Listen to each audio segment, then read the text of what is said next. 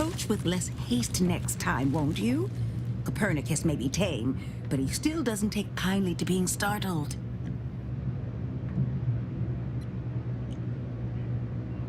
I am Ethel Tinsley, Chimeric Scientist. I'm responsible for taming this delightful Raptidon here. He will protect our fair town from his feral brethren in the wilds. Theoretically. Officer Carr has been in a state waiting for me to train the Raptidons to, maul on command. It's rather pressing, and alas, one scientist turned tamer can only do so much. One might say I'm perhaps a bit on edge. Folk here have grown weary, shall we say, with the war effort, and with avoiding Carr and the minister's would-be fisticuffs.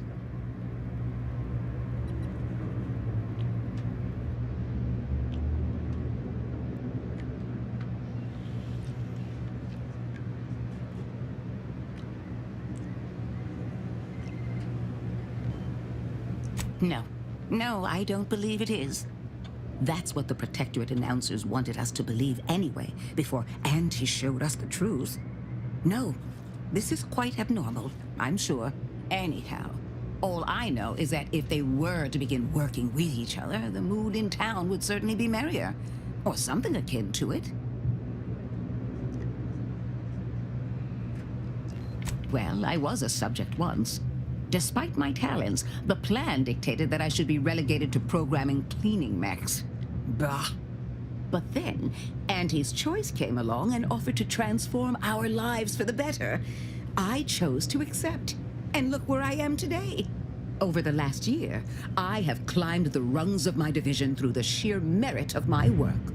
I have finally earned the respect I was always due.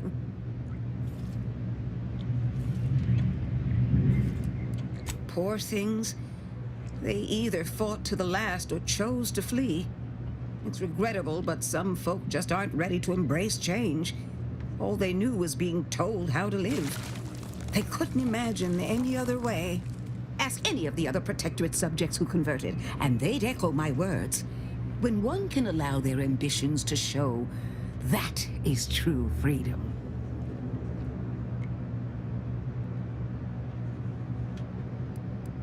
Why do you assume I had anyone I could consider as such? My parents returned to the void long ago. No siblings, no children. I am the sole bearer of my name.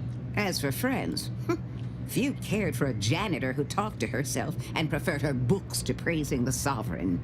Couldn't possibly understand what it's like to be seen as nothing. Then finally be afforded the opportunity to prove your worth. In any case, I do hope I've satisfied your curiosity. The war effort and liberating the rest of the Protectorate waits for no one, you understand?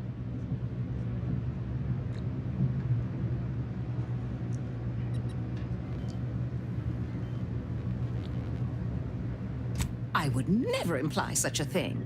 I'm sure the Minister and Officer Carr have only our best interests at heart. Though I must admit, their continuing quarrels give me trepidation. I'm unused to the way things are done here, I suppose. The Protectorate leadership never behaved in such a manner. So I should return to the Protectorate and accept swift death for desertion? Certainly not. I would much rather stay here, continue my work, and hope my leaders can reach an accord, challenging though it may be. One wishes to woo Protectorate subjects to our ranks. The other wishes to secure a decisive victory with weaponry and technology. As for which approach is best, I wish I knew.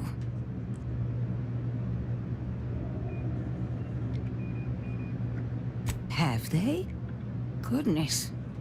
Then it seems things are more precarious than I realized. If you do intend to lend your aid to the Minister or Officer Carr, I only ask that you consider the ramifications. Very well. I ought to focus more on my work than on social tensions anyhow.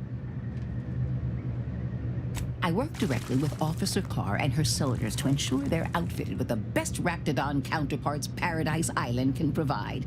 In theory, they'll be trusted to guard our most precious assets, including our leadership. For now, they deter encroachment from wild Raptidons. It's most agreeable.